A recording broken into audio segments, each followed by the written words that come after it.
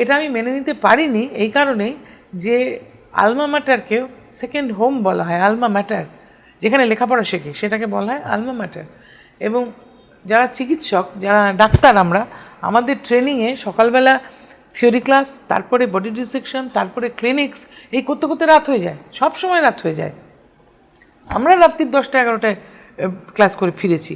সেখানে ডিউটির জায়গায় একটা শিক্ষানবিশ ডাক্তার, তার এই পরিণতি, এই ভয়ঙ্কর পরিণতি, এটা কিন্তু মানা যায় না। এবং একদিন নয় যে এটা প্রথম হয়েছে তা নয়, বারংবার সে তার বাবা মাকে জানিয়েছে, ঘটনাটা মাকে জানিয়েছে।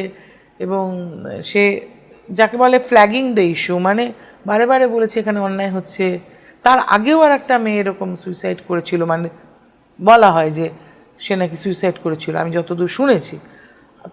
তার পরিচয়টা ঠিক আমরা পাইনি এই মেয়েটির আগে।